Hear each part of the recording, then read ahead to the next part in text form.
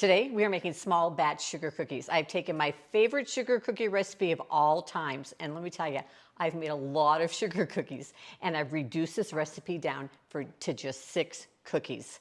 Now these cookies come together in minutes. There is no chilling or rolling required.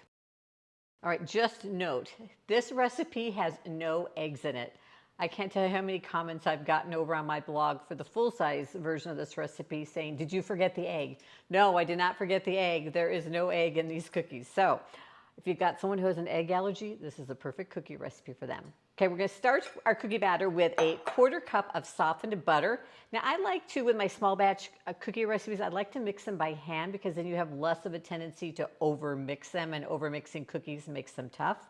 I have got 4 tablespoons of granulated sugar, and the secret ingredient to these cookies, almond extract. I love almond extract, and we're going to put in here a 1/4 teaspoon of almond extract. Now, if you just really don't like almond, go ahead and use vanilla extract, but I love the flavor it gives it. Then we're just going to go ahead and cream those 3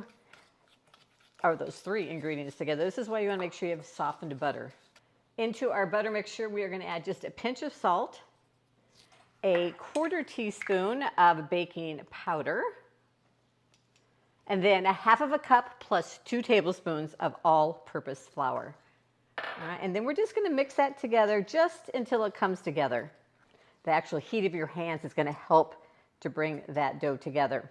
All right, now we're going to take it and we're just going to divide it in to 6 cookies, kind of as even as you can, and just roll them into a ball. We've divided the dough into 6 as even as possible balls, and then we're going to just pop those on our baking sheet. And I just kind of push down on them just a hair. Then we're going to pop them into a 400-degree Fahrenheit oven for 7 to 8 minutes until they just start to turn golden brown around the edges. Now, while those sugar cookies are baking, we're going to mix up the frosting because I believe a sugar cookie should have frosting on it. We're going to use a 1/3 cup of powdered sugar. We're actually making more of a glaze than a frosting. But if you want more of a frosting, just go ahead and add more powdered sugar. Again, we're going to add in some of that yummy almond extract, just a touch, about 1/4 teaspoon. And then we're going to use some heavy whipping cream, or if all you have is milk, go ahead and use milk, and add in just about a teaspoon at a time until you get a nice glazing consistency.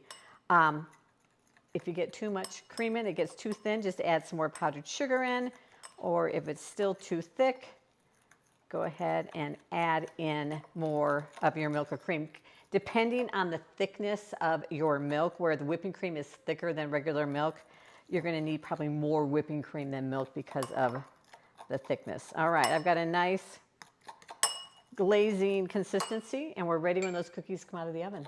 All right, so I've added the frosting to our cookies, and the frosting is one of my favorite parts of a sugar cookie. Now, just because there's only 6 of these cookies, you may not have any leftovers, but in case you do, just keep them stored in an airtight container, and I think they actually taste better the second day. Now, one more thing, my favorite tool to frost with is not a knife. I love to use an offset spatula. It just is easier to use.